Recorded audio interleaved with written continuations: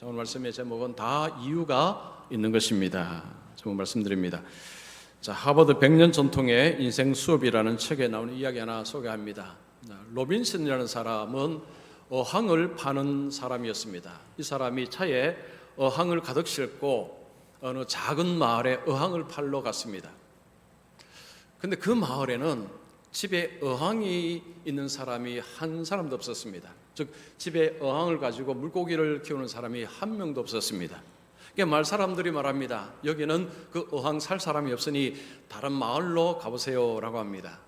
그 말을 듣자 로빈슨은 그냥 빵긋이 웃으면서 도시에 가서 금붕어 500마리를 샀습니다. 그리고는 그 마을에 와서 겨울에 금붕어를 쫙 풀었습니다. 여러분이 마을 사람 같으면 뭐 하시겠어요? 금붕어 잡으러 갑니다. 그 사람들이 금붕어 보고는 들어가서 이제 금붕어를 잡습니다. 그 다음에 뭐가 필요합니까? 어항이 필요합니다. 그 사람들이 금붕어를 잡고는 이거 금붕어 키워야 되겠다 하고 어항을 사기 시작했습니다.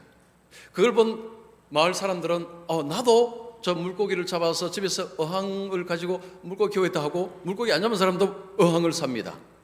그래서 팔러 온 어항을 다 팔았습니다.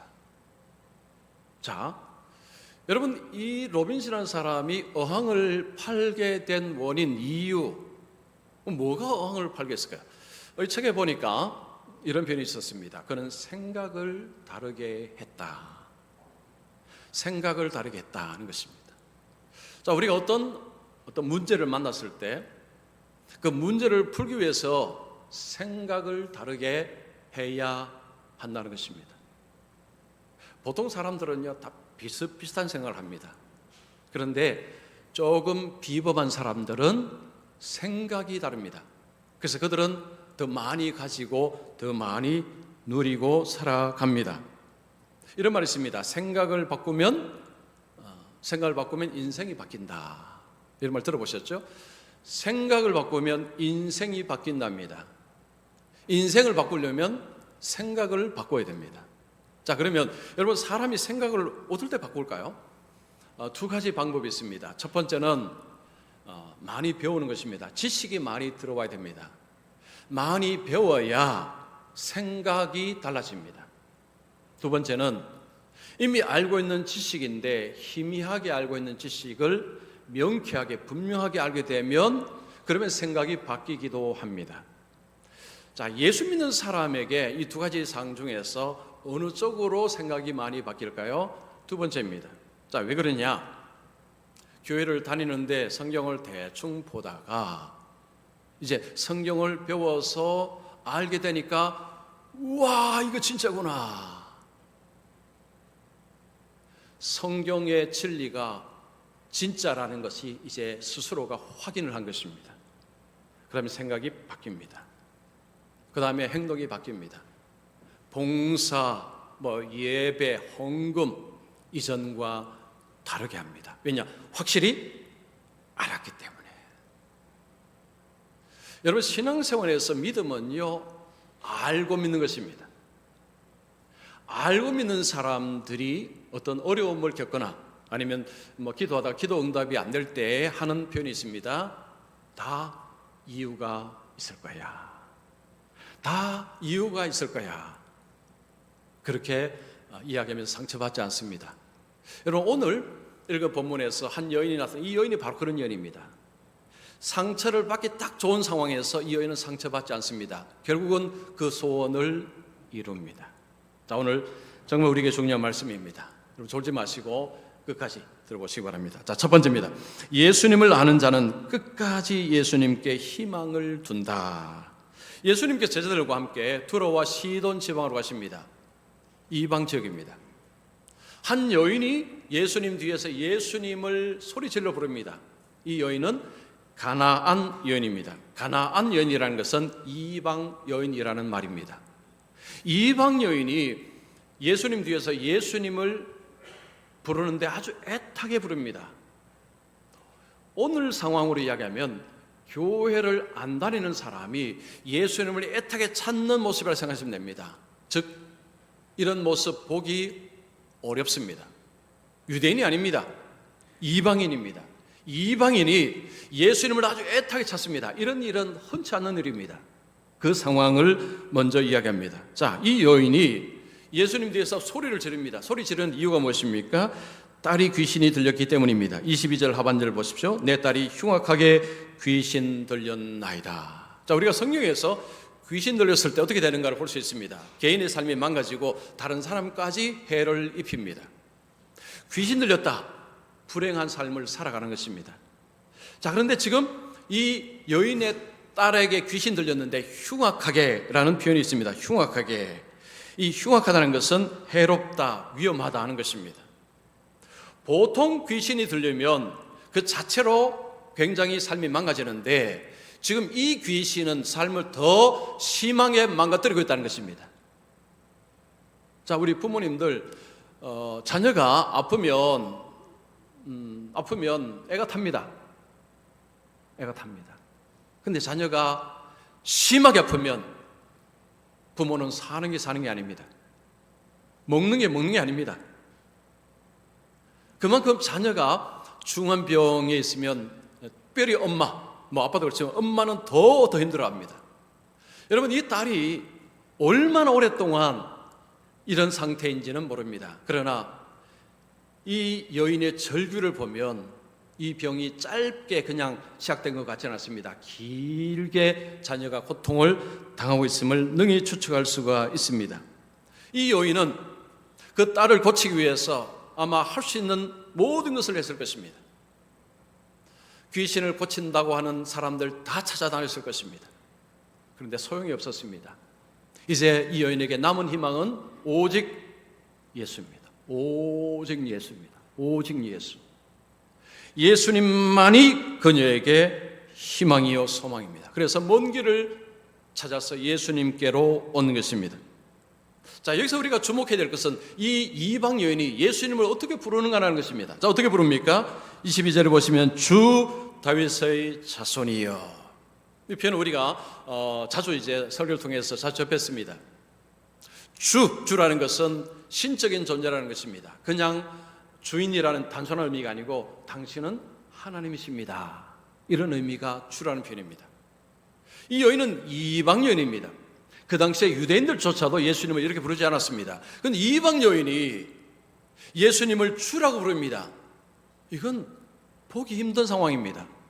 이뿐이 아닙니다. 예수님을 다윗의 자손이여. 다윗의 자손이라는 표현은 구약에 예언된 약속된 그 메시아는 다윗의 후손에 온다는 말씀이 있기 때문입니다. 이 여인은 이방인입니다. 유대인이 아닙니다. 그런데 이 여인이 지금 예수님을 다윗의 자손이라고 부르고 있습니다. 이 여인이 지금 예수님께 올 때에 예수님을 알고 찾아온 것입니다. 대충 알고 온 것이 아닙니다. 대충 알고 왔다면 이제 앞으로 보겠지만 중간에 곧 떠나게 될 것입니다. 그러나 이 여인은요, 대충이 아니고 확실하게 분명하게 이것을 알고 예수님을 찾아온 것입니다. 이 여인에게 예수님은 그냥 좋은 분, 그냥 도움이 될 만한 분 아니었습니다. 하나님이라는 거죠. 그리고 구약에 예언된 바로 그 메시아다 라는 이 확고한 지식을 가지고 온 것입니다. 그래서 그녀는 예수님께 희망을 둘 수가 있었던 것입니다. 자, 오늘날 많은 사람들이 살아갑니다. 우리 대한민국에도 많은 사람들이 사는데 예수님을 주라고 메시아라고 고백하는 사람은 소수입니다. 이제는 더 숫자가 줄어들었습니다. 1200만 이건 옛날 이야기입니다. 이제는 800, 700, 600으로 이제 확 줄어들었습니다. 여러분, 많은 사람들이 예수님은 들어서 알죠. 예수님이 오신 지 2000년이 넘었습니다. 예수님의 행적은 고스란히 성경에 기록되어 있습니다. 예수님은 조용하게 사시다가 조용하게 그냥 십자가 죽으시고 가신 분이 아닙니다. 예수님은 강렬하게 활동하시다가 십자가에 강렬하게 죽으신 것입니다. 그리고 부활하셨습니다. 그분이 바로 예수님입니다. 이 예수님에 관해서 사람들은 이 말 저 말 하는데 전부 주워 들은 이야기입니다. 카더라, 좋은 분이라 카더라, 뭐 능력이 있는 분이라 카더라, 좋은 인격자라 카더라, 그 정도 지식을 대부분이 소유하고 있습니다. 자, 교회를 다니면 어떨까요? 좀 다르죠. 그런데 안타깝게도 교회를 다니는데도 이 카드라라는 이 지식에서 더 발전하지 못한 분들도 꽤 계십니다. 여러분, 신앙생활할 때에 이 카드라, 세상의 이야기를 가지고 교회를 다니면 건성으로 교회를 다닙니다. 어쩔 수 없습니다. 모르기 때문에. 건성으로 교회를 다닙니다. 여러분, 건성으로 교회를 다니면 교회 다니는 연수와 상관없습니다. 주님을 모릅니다. 예수님이 누구신지를 모릅니다. 자, 이 여인을 보십시오. 지금 여인이 예수님께 그렇게 찾는데 예수님은 들은 채 만취하십니다. 23절 보십시오. 예수는 한 말씀도 대답하지 아니하시니, 예수님이 못 들은 게 아닙니다. 지금 들었습니다. 근데 예수님은 대답을 아니하십니다. 예수님은 다 듣고 계시는데 지금 아무 말씀도 안 하십니다. 겉으로 보면 예수님은 외면하시는 것 같습니다. 냉담하시는 모습입니다. 지금 이 여인에 대해서 예수님은 별로 관심이 없는 것 같습니다. 근데 우리가 아는 예수님은 이런 분이 아니십니다. 가난하고 헐벗고 힘든 자의 신음소리에 응답하시는 분이 예수님입니다. 자, 그러면 이런 예수님이 지금 아무 말씀도 안 하신다? 뭔가 이유가 있는 것입니다. 뭔가가 이유가 있는 것입니다. 우리가 간절히 하나님께 기도하는 가운데서 우리의 기도가 응답되지 아니할 때 뭔가가 이유가 있는 것입니다. 우리 하나님은 우리의 기도를 들으시는 분이십니다. 우리의 기도를 외면하시는 분이 아니십니다. 그런데 응답이 되지 않는다? 뭔가가 이유가 있는 것입니다. 예배를 마치면 제가 저 뒤에서 우리 여성분들은 빼고 남성분들에게만 제가 손을 내밀어서 악수를 합니다. 그런데 어느 날 주일날 예배 마치고 제가 손을 내밀지 않습니다. 그러면 뭔가가 이유가 있는 것입니다. 보통 제가 설명을 하겠지만 만약에 설명을 안 했으면 손을 안 내민다는 것은 뭔가가 이유가 있는 것입니다. 보통 많은 분들은 뭐 손을 다쳤거나 뭐 그렇구나 하고 그냥 넘어가시죠. 그런데 만약에 어떤 분이 목사님이 나를 싫어하나 봐, 목사님 나에 관심이 없어, 다른 교회 가야 되겠다, 이런 분이 계시다면 그분은 저를 모르시는 분이십니다. 저를 알면 그런 생각을 안 하시죠. 뭔가가 이유가 있어서 좀 손을 내밀지를 못하는구나, 이렇게 생각합니다. 여러분, 마찬가지입니다. 여러분, 예수님을 알고 하나님을 알게 되면 뭔가 내가 원하는 되지 않잖아요. 그러면 뭔가가 이유가 있는가 보다, 그렇게 생각합니다. 자, 여러분이 이 여인이라면 지금 예수님께서 지금 들은 채 만취하십니다. 자, 그럴 때 어떻게 하시겠습니까? 이 상황에서 보통 두 부류로 나눕니다. 한쪽 부류는 막 고래고래 하는 소리를 지르는데 예수님이 전혀 들은 채 분명히 들었는데도 일절 관심이 없다, 그냥 가는 것입니다. 실망하고 가는 거죠. 이분은 예수님을 모르는 분입니다. 자, 예수님을 아는 분은 예수님이 뒤를 돌아보지 않고 아무런 반응을 안 하셔도 뭔가가 이유가 있다 생각하고 계속해서 예수님께 희망을 둡니다. 주님을 아는 사람은 포기하지 않습니다. 계속해서 주님께 희망을 둡니다. 이분은 주님을 제대로 아는 분이십니다. 여러분, 호세아 4장 6절 말씀. 자, 우리 큰 소리를 읽습니다. 시작.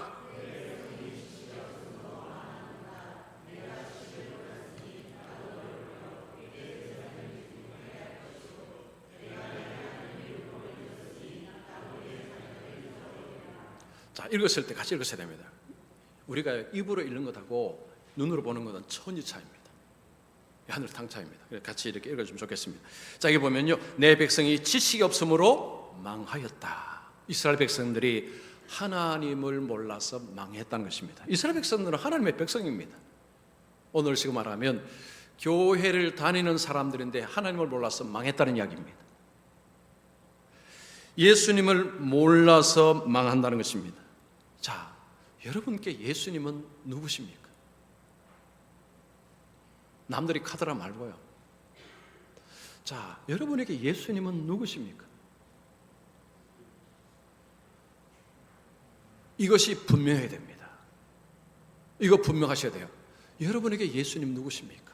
내가 세상을 떠날 때 나를 아버지 집으로 인도하시고 영접하실 분이 예수님이다 라는 것을 확고하게 믿는 분이라면, 그러면 이 땅에 살면서 조금 힘든 일이 있고 남들보다 조금 어렵고 좀 못 가져도 상처 안 받습니다.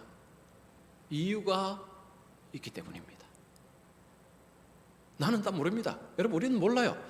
그러나 이유가 있으니까 저분에게 좀 더 주고 나에게는 좀 더 안 주시는 것입니다.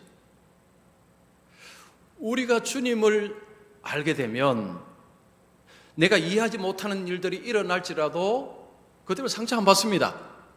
왜냐하면 뭔가 이유가 있기 때문입니다. 여러분, 이번 한 주간도 혹시나 좀 답답한 일을 겪거나 아니면 힘든 일을 겪거나 아니면 기도하는데도 하나님이 묵묵부답이다 느껴진다면 오늘 설교 제목을 기억하십시오. 다 이유가 있는 것입니다. 자, 두 번째입니다.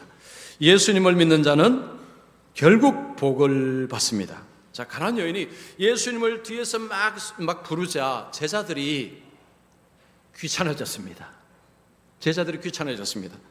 제자들이 뭐라고 말하는 거 보십시오. 23절 중반절 보시면 제자들이 와서 청하여 이르되 그 여자가 우리 뒤에서 소리를 지르오니 그를 보내소서. 이 표현은 이런 표현입니다. 예수님, 지금 저 여인 때문에 너무 지금 귀찮은데 예수님 그 여인의 소원을 빨리 들어주셔서 그냥 보내주십시오. 너무 힘듭니다. 이런 이야기입니다. 그냥 보내라는 소리가 아니고 원대로 해주시고 그냥 빨리 좀 보내주십시오. 이런 이야기입니다. 자, 여기서 우리는요, 지금 제자들은 예수님을 따라가는 사람들인데 예수님하고 너무 안 닮았습니다. 너무 안 닮았어요. 자, 그러면 여기서 또 질문 한번 해보겠습니다. 각자 다 답하십시오. 여러분은 여기서 예수님 닮으셨습니까? 제자들 닮으셨습니까?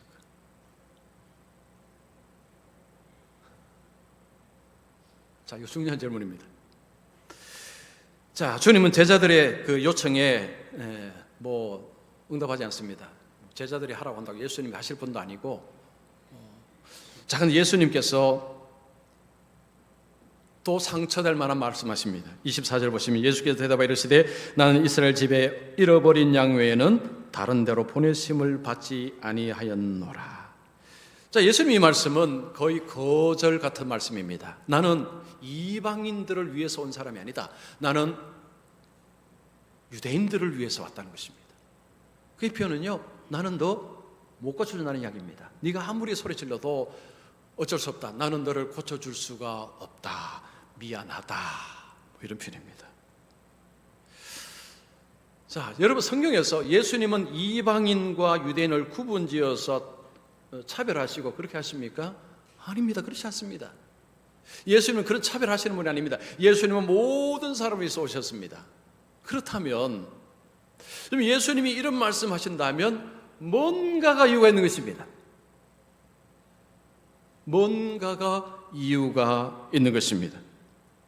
여러분, 성경에서 하나님은 시험하시는 하나님입니다. 하나님 시험하십니다. 아브라함을 시험하셨습니다. 이스라엘을 시험했습니다. 하나님이 시험할 때에 목적이 뭔지 아십니까? 복 주시기 위해서. 마귀의 시험은 넘어뜨리기 위해서입니다. 그러나 하나님의 시험은 복을 주시기 위함입니다. 자, 신명기 8장 16절 말씀 우리 같이 힘있게 읽겠습니다. 시작.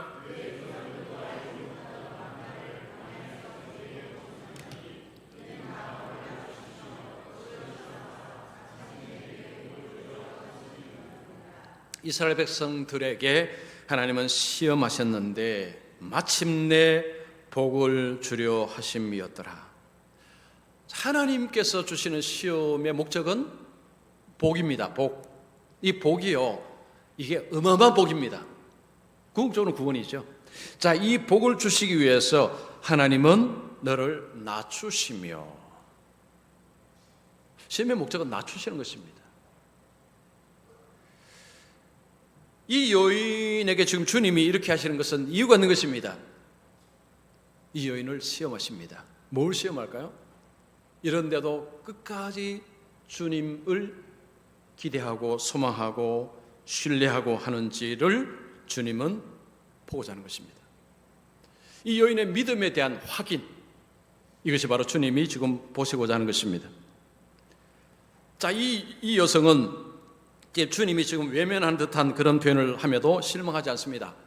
그 다음에 엎드립니다. 25절 보십시오. 여자가 와서 예수께 절하 이르되 주여 저를 도우소서. 절한다는 것은 자기를 다 낮추는 것입니다.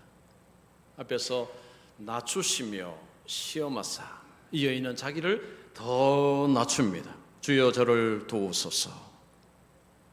자, 그런데 그 다음에 주님이 이 정도 되면 이제 야 됐다 하면 하겠는데, 아이고 주님은 됐다 안 하십니다. 26절 대답하여 이르시되 자녀의 덕을 취하여 개들에게 던짐이 마땅하지 아니하니라. 이 표현은 더 센 표현입니다. 이 여인에게 개라고 하신 것입니다. 개. 그 당시 유대인들이 이방인들을 개라고 지칭했습니다. 그 유대인들의 표현을 예수님이 인용하신 것입니다. 이 정도 되면 자존심이 이제 좀 있다면 벌떡 일어나서 갑니다.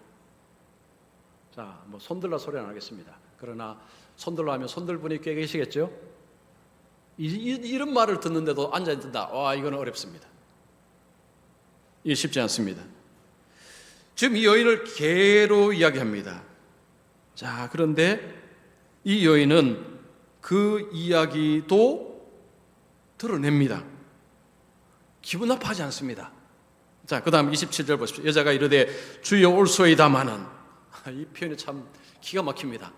맞습니다 주님, 저는 개 같은 존재입니다. 그 다음 표현 보십시오.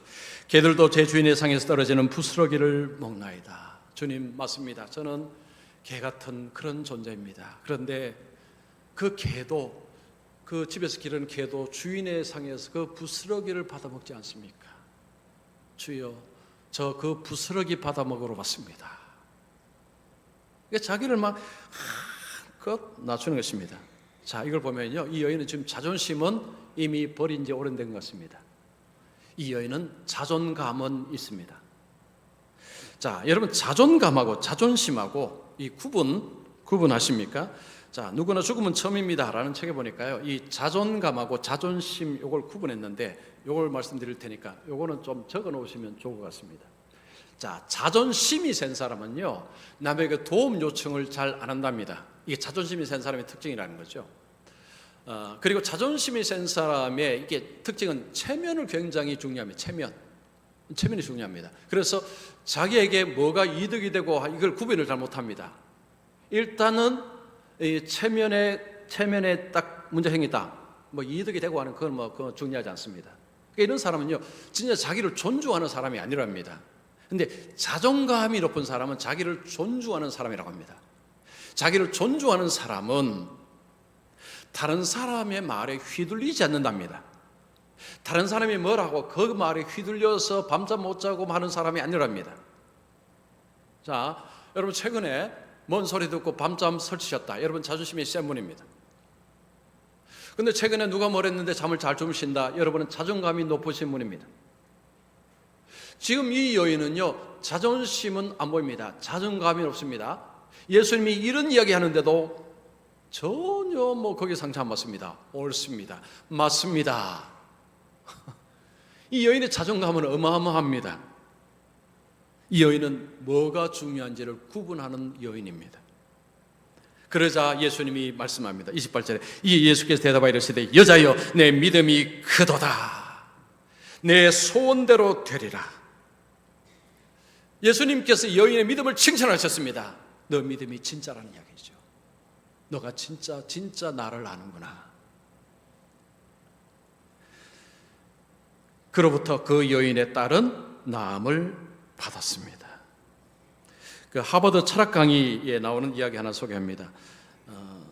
그 오자와 세이지라는 그 유명한 지휘자 있답니다. 혹시 이름 들어보셨습니까? 오자와 세이지. 자, 이 지휘자가 세계 지휘자 대회에 참가를 해서 결승까지 올라갔습니다. 심사위원이 악보를 하나 줍니다.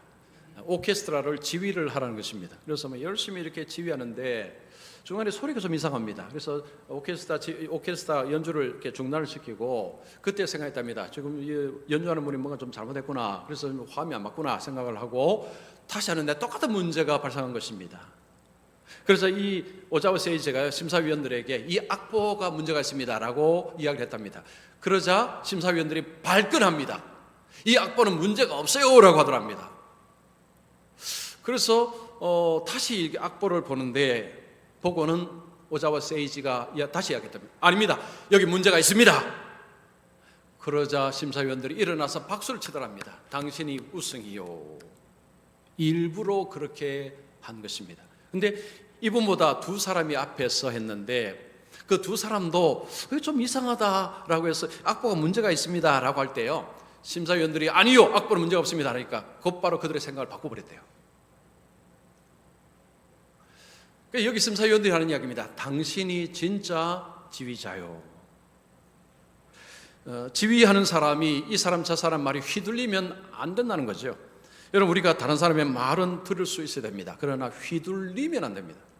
특별히 지도자는 휘둘리면 지도 자격이 없습니다. 말은 들을 수 있어야 되죠. 그러나 휘둘리면 안 됩니다. 휘둘리면 가다가 자빠집니다. 여러분, 신앙생활도요, 세상이 하도 이 말 저 말 많이 해서, 여러분 요즘에 인터넷이나 아니면 뭐 여러 가지 통로를 통해서 유튜브 같은 데서 기독교에 대한 예수님에 대한 이런저런 이야기들이 많습니다.